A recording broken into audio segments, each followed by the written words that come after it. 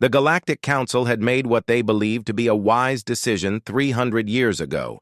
Earth would remain quarantined, its violent species contained within their single star system.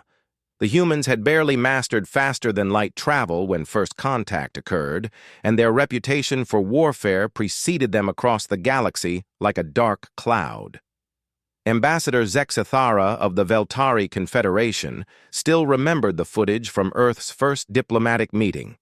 The human representative, a weathered woman named Admiral Sarah Chen, had walked into the council chambers with the confidence of someone who owned the room. She wore no ornate robes or ceremonial armor like the other species. Just a simple black uniform with silver insignia that somehow commanded more respect than the elaborate displays around her. "We understand your concerns," Chen had said, her voice carrying across the vast chamber without amplification. "Humanity has a history of conflict. We don't deny this, but we've also learned from our mistakes." The council had listened politely, but their decision was already made. The Zephyrians had shared intelligence about human military tactics gathered from intercepted communications. The crystalline hegemony had analyzed human entertainment media and declared them unnaturally obsessed with violence and destruction. The ethereal collective had performed deep scans of human neural patterns and found disturbing levels of aggressive impulses. The vote was unanimous. Humanity would be contained. Chen had accepted the decision with a small nod that somehow felt more ominous than any threat. "Very well," she said. "We'll respect your wishes. Earth will remain within our borders." She paused at the chamber's exit, looking back at the assembled representatives. "But remember, you made this choice, not us."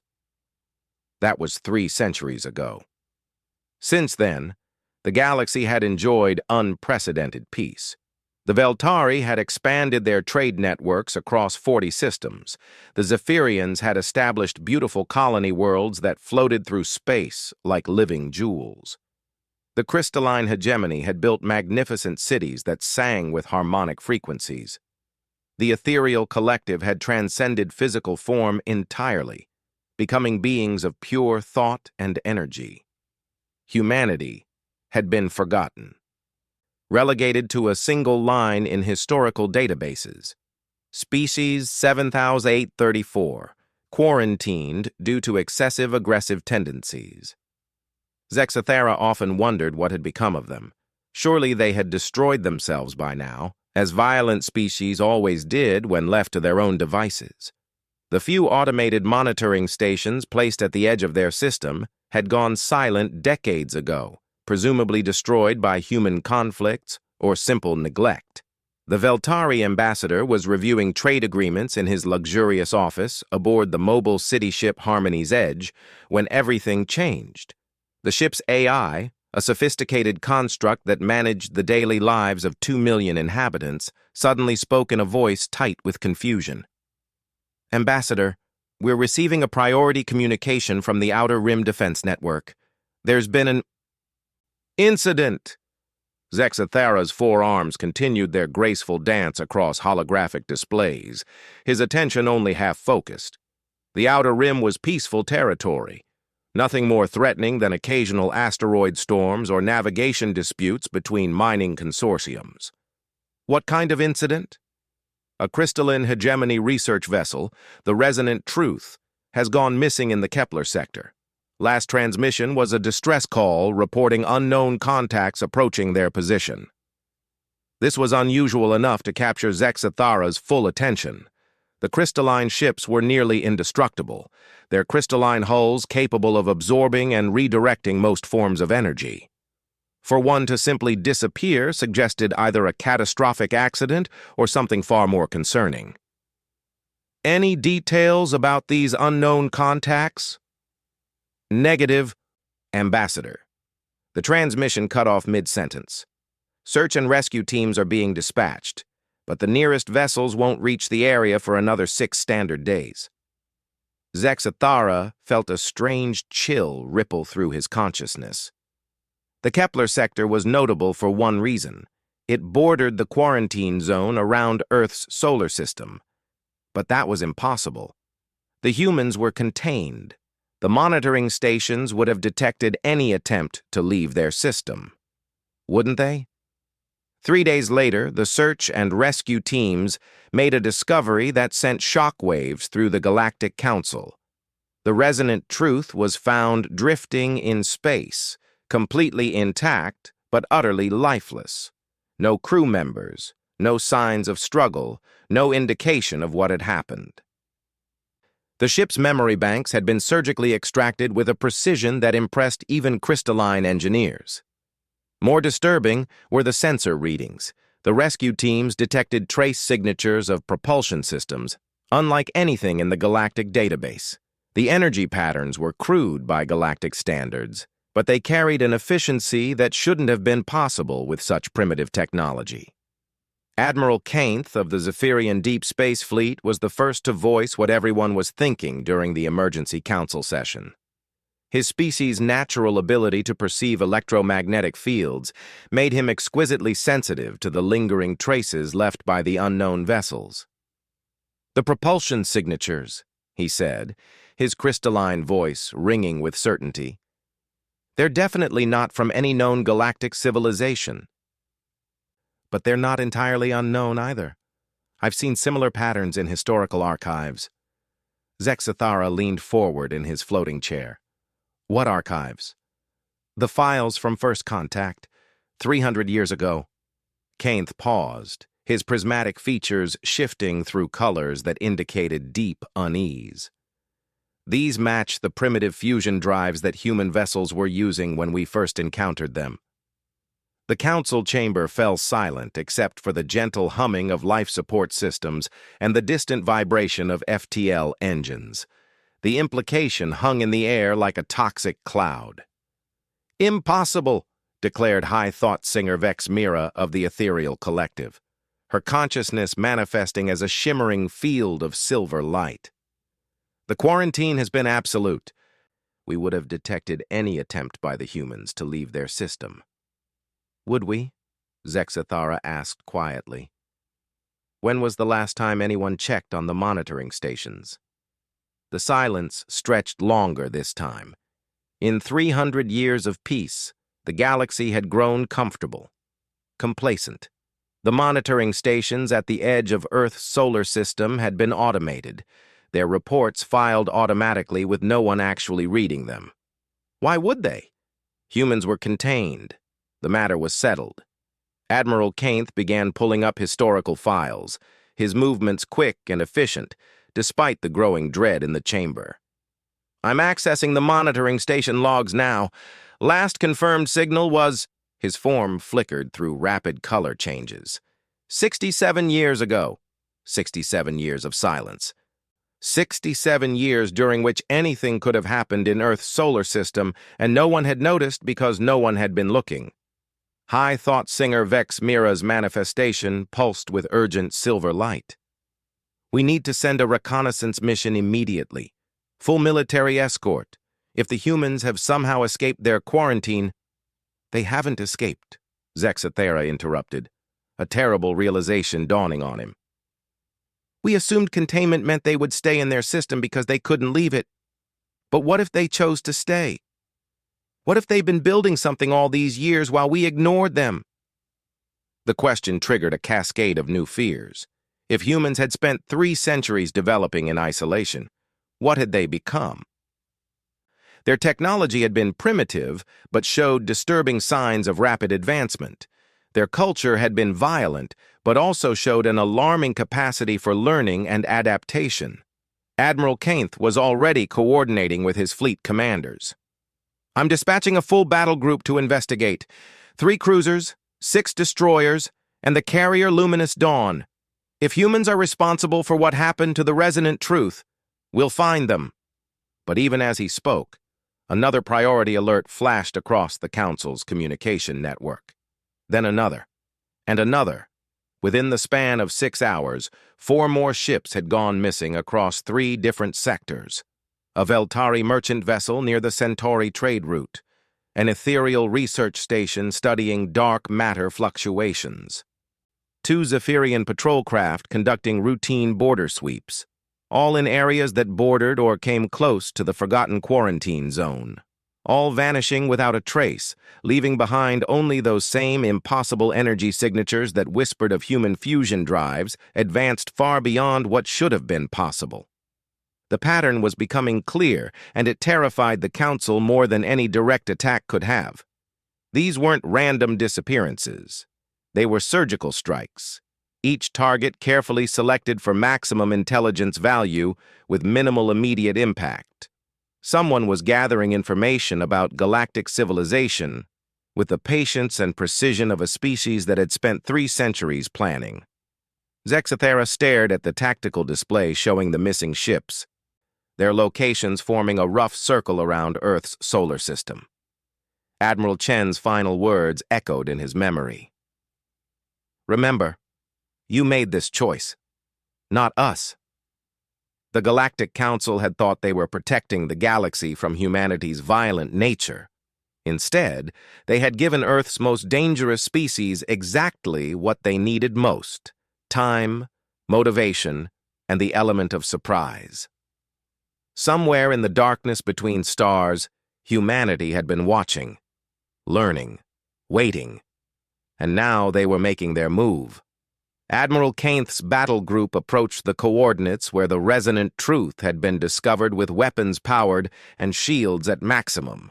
The Luminous Dawn, flagship of the Zephyrian Deep Space Fleet, was a marvel of crystalline engineering. Its hull could channel and redirect energy attacks. Its weapons could slice through molecular bonds, and its sensors could detect a grain of sand from 3 light-years away. None of that preparation mattered when they found the trap waiting for them. The distress beacon was crude by galactic standards, barely more sophisticated than the emergency signals used by primitive civilizations. It hung in space near a small asteroid, broadcasting on old human frequencies that the Zephyrians had to dig through historical archives to decode. Message reads, "This is Captain Martinez of the Earth vessel Defiant. We are stranded and require assistance.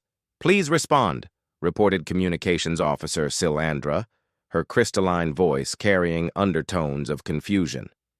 "The signal is recent, maybe 6 hours old." Admiral Kainth studied the tactical display with growing unease. The asteroid field provided excellent cover for ambush, but scans showed no signs of hidden vessels. More troubling was the signal itself. After 3 centuries of silence, why would humans suddenly broadcast a distress call using obsolete technology? "Deploy reconnaissance drones," he ordered. "Full spectrum analysis of that asteroid field. If there's anything hiding out there, I want to know about it." The drones launched from the luminous dawn like a swarm of metallic insects, their advanced sensors probing every cubic meter of space around the beacon. For 20 minutes, they found nothing but rocks, ice, and the faint radiation signatures common to any asteroid field. Then the first drone simply vanished, not destroyed in a flash of energy or torn apart by weapons fire. It just stopped transmitting, stopped moving, stopped existing as far as the fleet's sensors could determine. One moment it was there, the next it wasn't. "Technical malfunction?" suggested Tactical Officer Grixmore, but his tone lacked conviction. Admiral Kainth was about to order the remaining drones to return when the second one disappeared, then the third. One by one, his reconnaissance units were being eliminated by something the most advanced sensors in the galaxy couldn't detect. "All stop," he commanded. "Power down engines and go to passive scanning only. Something's wrong here." The battle group hung motionless in space, their crews straining to understand what they were facing. Zephyrian technology could detect energy signatures across vast distances, analyze molecular structures through hyperspace resonance, and track objects moving faster than light. Yet something was systematically destroying their equipment without leaving so much as a sensor ghost. It was Silandra who noticed the pattern first. "Admiral, I've been analyzing the disappearance sequence. The drones aren't being destroyed randomly. They're being taken in a specific order, working inward from the perimeter. Kainth felt his consciousness fluctuate with the emotion his species rarely experienced. Fear. Working toward what? Toward us, sir. The implications hit the bridge crew like a physical blow. Something was using their own reconnaissance drones to map their formation, learning their capabilities and weaknesses before moving closer to the main fleet. It was a hunting pattern, methodical and patient. That's when they detected the first ship. It appeared on sensors so gradually that the crew almost missed it, like watching a photograph slowly develop. One moment there was empty space 2 kilometers off their starboard bow. The next moment there was a vessel unlike anything in the galactic databases. The human ship was wrong by every standard of galactic engineering. Its hull was dark metal that seemed to absorb sensor sweeps rather than reflect them. Its shape was angular and predatory, built for function rather than the elegant curves preferred by most civilizations. Most disturbing of all, it gave off almost no energy signature despite clearly being active and maneuvered. "How did that get so close without us detecting it?" demanded Kainth. Before anyone could answer, more ships began appearing, not dramatically materializing like emerging from hyperspace, but sliding into visibility as if they had been there all along, hidden by technology that made them invisible to galactic sensors. Within minutes, Admiral Kainth's battle group found itself surrounded by 37 human vessels of various sizes. None of them were particularly large by galactic standards, but they moved with a coordination that spoke of centuries of tactical development. The communication request came on the same obsolete frequency as the distress beacon. "Zephyrian vessels, this is Admiral Elena Vasquez of the Earth Defense Fleet. Please power down your weapons and prepare to be boarded for inspection." The audacity of the demand struck the bridge crew speechless. 37 primitive vessels were ordering a galactic battle group to surrender. It would have been laughable if not for the uncomfortable fact that these primitive vessels had somehow surrounded them without being detected. Admiral Kainth activated the communication channel, his voice carrying the harmonic resonances that indicated controlled anger. "Human vessel, you are in violation of galactic quarantine protocols. Return to your designated system immediately or face the consequences." The response came back without hesitation, spoken in accented galactic standard that suggested the humans had been monitoring Council communications for decades. "Admiral, with respect, you're the ones who are violating something. This is sovereign Earth territory as of about 6 hours ago, when we claimed it under the same expansion protocols your species used to establish the Outer Rim colonies." Kainth's officers exchanged confused glances. The expansion protocols were ancient galactic law designed to prevent conflicts over unclaimed territory. Any civilization could claim unoccupied space by establishing a permanent presence and defending it against challenge. "This sector was never designated as Earth territory," protested Kainth. "Check your historical records," came the reply. 300 years ago, Admiral Sarah Chen filed proper territorial expansion documents with the Galactic Council. Your predecessors never responded to them, so under Section 847C of the Galactic Expansion Accords, the claims became valid by default after a waiting period of 3 centuries. The silence on the bridge stretched long enough for the tactical computers to run verification protocols. When the results appeared on Admiral Kainth's display, his crystalline form shifted through colors that indicated profound shock. The humans were right. Chen had filed the paperwork. The Council had been so focused on containing humanity that they had ignored the legal documents, assuming the quarantine made them irrelevant.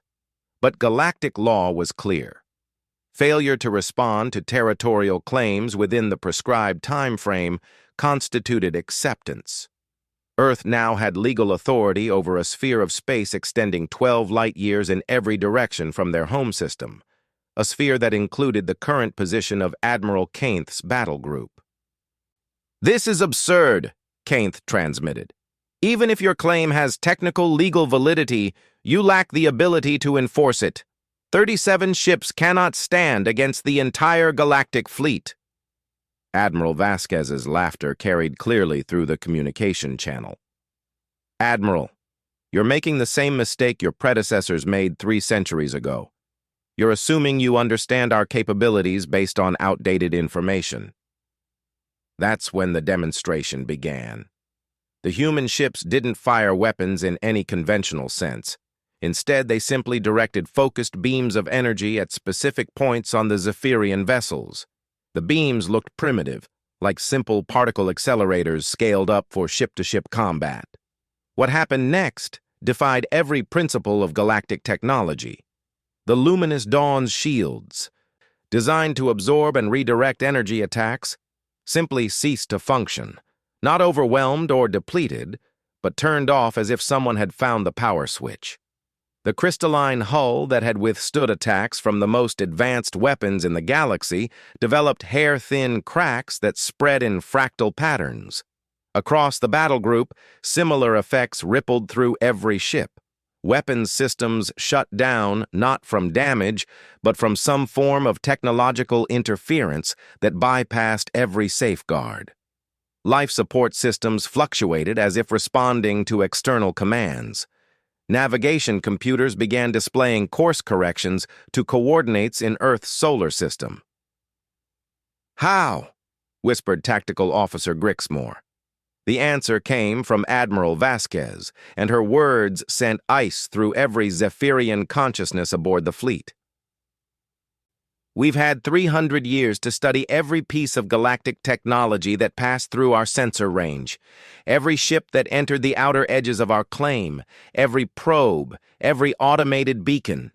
We know your systems better than you do because we've been watching them evolve while you forgot we existed." Admiral Kainth realized with growing horror that the humans hadn't been contained at all. They had been conducting the largest intelligence operation in galactic history, learning everything about their former captors while remaining completely invisible. "The missing ships," he said, his voice barely a harmonic whisper. "What did you do with them?" "The crews are safe and comfortable. Consider them diplomatic guests while we sort out the legal complications of your presence in Earth territory." "The ships themselves are being studied. Your technology is quite impressive, though we've made some improvements to the designs." As if summoned by her words, new contacts appeared on the Zephyrian sensors. Ships that looked like hybrid combinations of human and galactic technology, bristling with weapons that registered as both primitive and impossibly advanced. "You see," Admiral Vasquez continued, "we learned something important during our isolation. When you treat a species like a threat, when you cage them and ignore them, you give them the greatest gift possible: motivation. We've spent 3 centuries becoming exactly what you feared we were." The human fleet began moving in a pattern that looked almost ceremonial, surrounding the Zephyrian vessels completely.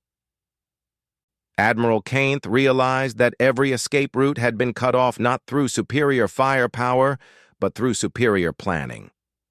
"Your choice is simple," came the final transmission. "You can return to the Galactic Council with a message from Earth, or you can become permanent guests while someone else delivers that message. Either way, the galaxy is going to learn that humanity is no longer contained." Admiral Kainth's consciousness cycled through the full spectrum of Zephyrian emotional colors as he considered his options. His battle group was outmaneuvered, outplanned, and facing technology that seemed to turn galactic advantages into weaknesses. "What message?" he asked finally. "Tell the Council that Earth is ready to renegotiate our relationship. We'll be expecting diplomatic representatives within 30 standard days." "And Admiral?" Admiral Vasquez's voice carried a hint of the same confidence that Admiral Chen had displayed centuries earlier. "Tell them that this time, the meeting will be held in human space." As the human ships escorted the humiliated Zephyrian battle group toward the edge of Earth's newly claimed territory, Admiral Kainth transmitted a priority message back to the Galactic Council. The content was simple, but carried implications that would reshape galactic politics forever. Humanity was no longer asking for a seat at the table. They were building their own table, and they were inviting everyone else to sit down, whether the galaxy wanted to or not. The emergency session of the Galactic Council convened in chaos.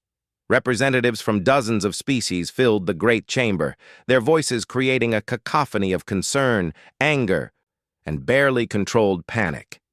Admiral Kainth's report had reached every corner of galactic civilization within hours, and the implications were reverberating through political, military, and economic systems that had enjoyed 3 centuries of stable peace.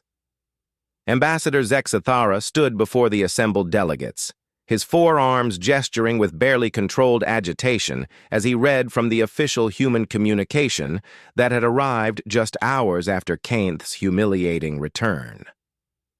To the Galactic Council and all member civilizations, he began, his voice carrying across the vast chamber. Effective immediately, the Solar Federation of Earth claims sovereignty over all space within 12 light-years of our home system, as legally filed and registered with this council 300 years ago.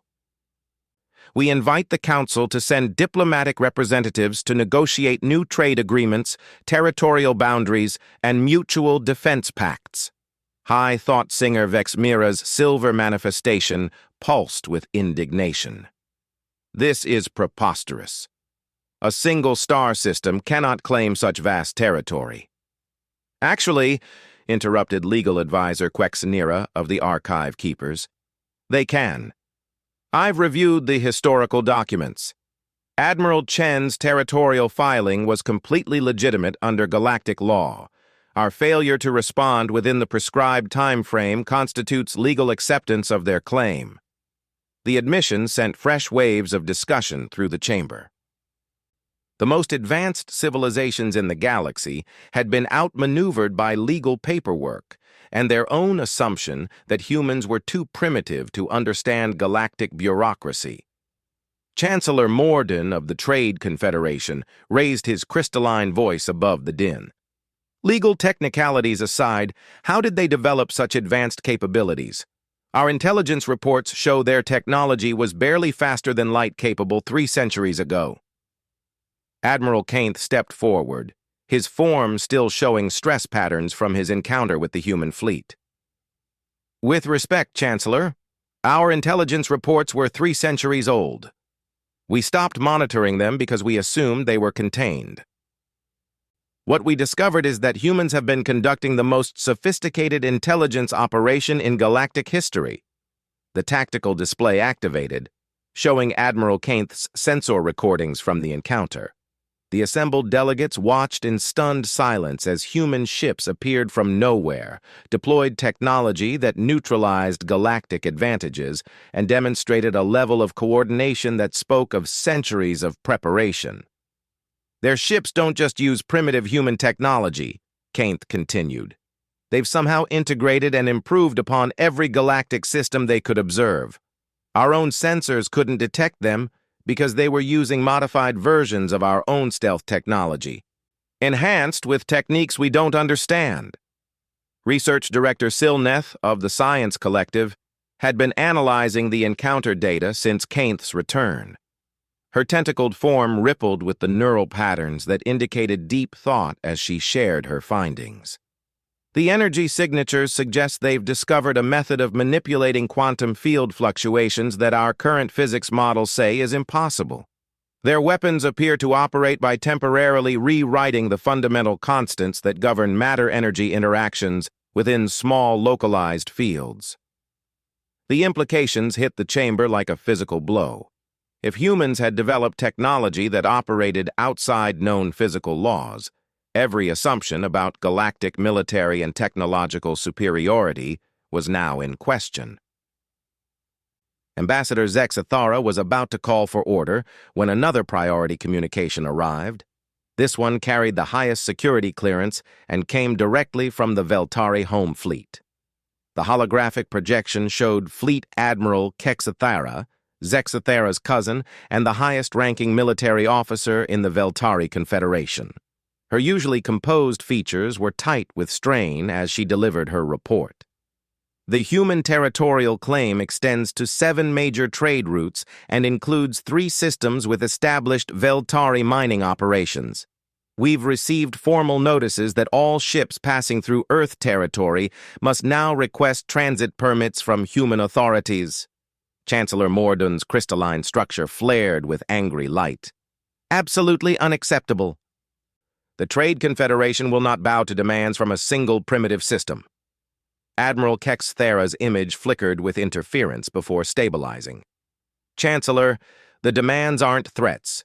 They're negotiations. The humans are offering to honor existing trade agreements and mining rights in exchange for formal diplomatic recognition. They're also proposing technological exchanges that could benefit all parties. This revelation shifted the entire tone of the discussion. Instead of simple territorial expansion, the humans were offering partnership. It was a sophisticated diplomatic approach that contradicted everything the Council thought they knew about human nature. High Thought Singer Vexamira's manifestation pulsed with confused silver light. This makes no sense. Our psychological profiles indicated that humans are inherently aggressive and territorial. Why are they offering cooperation instead of demanding submission? The answer came from an unexpected source. Dr. Yelnara of the Behavioral Analysis Institute had been quietly reviewing historical records since the crisis began. Her small, mouse-like form stepped forward with data tablets clutched in her 6 hands. "I've been re-examining our original assessment of human psychology," she said, her voice barely above a whisper, but somehow carrying clearly through the chamber. "We made a fundamental error. We analyzed human behavior based on their entertainment media and military history, but we ignored their diplomatic and cultural evolution." The chamber fell silent as delegates realized the magnitude of their mistake. "Humans," Dr. Yelnara continued, "are not inherently aggressive. They're inherently adaptive. When faced with a threat, they become warriors. When offered partnership, they become allies. When isolated and ignored, they become observers and planners.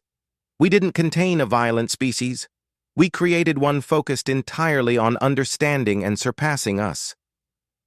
The truth of this assessment was evident in the human communication still displayed on the chamber's main screen. Every phrase was carefully crafted, every legal reference precise, every diplomatic courtesy observed.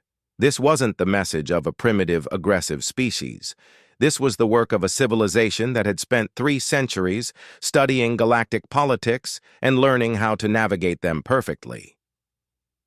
Ambassador Zexathara was processing this revelation when yet another alert flashed across the communication network.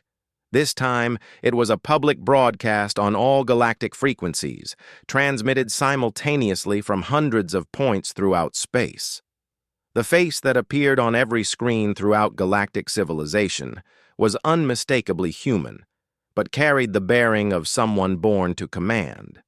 She wore the same simple black uniform that Admiral Chen had favored centuries earlier, updated with insignia that somehow managed to look both ancient and futuristic.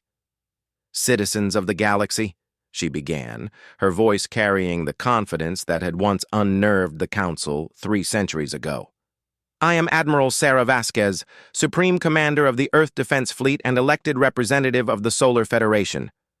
I'm addressing you directly because your leaders seem to have forgotten how to communicate honestly."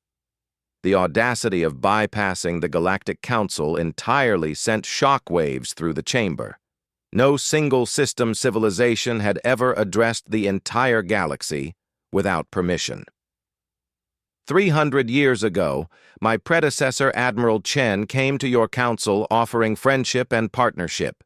You chose fear instead, imprisoning us within our own system because you were afraid of what we might become. Well, you were right to be afraid, because we became exactly what you forced us to become. A species focused entirely on understanding and surpassing those who would cage us. The broadcast continued with a precision that revealed decades of planning.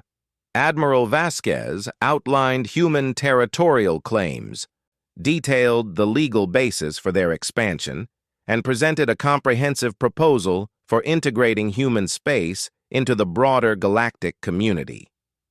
"But here's what your leaders haven't told you," she said, her gaze seeming to look directly at each viewer. "We're not interested in conquest or dominance. We're interested in partnership with those who are willing to treat us as equals. For the past 50 years, we've been in secret communication with individual civilizations, sharing technology and resources with those who approached us in good faith." This revelation sent the council chamber into complete chaos. Secret communications meant that some civilizations had been violating the quarantine for decades, building relationships with humans while the council remained ignorant. Admiral Vasquez smiled, and somehow that expression carried more weight than any threat could have. "The Alterian Merchant Guild has been trading advanced materials for human computational systems for 30 years. The crystalline hegemony has exchanged artistic techniques for our advances in matter manipulation. The Void Walkers have shared navigation data for our developments in quantum field theory." Each revelation was like a dagger in the Council's credibility. Their most trusted member civilizations had been secretly working with the supposedly contained humans, building relationships that had advanced both human and galactic technology. "We're not asking for your permission anymore," Admiral Vasquez concluded. "We're offering you a choice. You can recognize the new reality and work with us as equals, or you can continue living in the past while the galaxy moves forward without you. But make no mistake, humanity is no longer contained, and we're no longer asking for permission to exist." The broadcast ended, leaving the council chamber in stunned silence. Ambassador Zexathara looked around at his fellow delegates, seeing fear, confusion, and growing acceptance in their various expressions. High-thought singer Vex Mira was the first to break the silence. "How many civilizations have been secretly communicating with them?" The answer came from multiple sources simultaneously as delegates began accessing their private communication networks. Within minutes, it became clear that nearly a third of the galactic community had established some form of contact with human representatives over the past century. Chancellor Morden's crystalline form dimmed with defeat. "They've already won. While we were debating whether to acknowledge their existence, they've been building a network of allies and trading partners. They don't need our permission because they already have support from our own members." Admiral Kainth stepped forward again, his voice carrying a new note of respect. "There's something else you should know. During our encounter, I noticed that human ships were using hybrid technologies that incorporated designs from at least 6 different galactic civilizations. They haven't just been observing us, they've been collaborating with us, improving our own technology and sharing the advances." The final piece of the puzzle fell into place. Humanity hadn't spent 3 centuries in isolation. They had spent 3 centuries building a shadow network of relationships and technological exchanges that had benefited everyone involved while completely bypassing the Council's authority. Ambassador Zexathara found himself remembering Admiral Chen's parting words once again. "Remember, you made this choice, not us." She had tried to warn them. Humanity had wanted to be part of the galactic community. When the Council chose exclusion, humans had simply built their own community, one relationship at a time. The vote to formally recognize Earth's territorial claims and invite them to join the Galactic Council as a full-member civilization was unanimous. Not because the delegates particularly wanted to, but because they finally understood that the alternative was watching their own authority become irrelevant as the galaxy reorganized itself around humanity's growing influence. As the session adjourned and delegates began making arrangements for the most significant diplomatic mission in galactic history, Zexathara couldn't help but admire the elegant patience of the human strategy. They had turned containment into an advantage, isolation into preparation, and fear into opportunity. The Council had thought they were protecting the galaxy from humanity's dangerous potential. Instead, they had created exactly the scenario they had tried to prevent: a human civilization with the motivation, capability, and network to reshape galactic civilization entirely. But perhaps most remarkably, humanity was offering to do it through partnership rather than conquest. They had become powerful enough to take whatever they wanted, but wise enough to understand that voluntary cooperation would serve everyone's interests better than forced submission. The age of human containment was over. The age of human leadership had begun. And somewhere in Earth's solar system, Admiral Sarah Vasquez was probably smiling at how perfectly their 3-century plan had unfolded.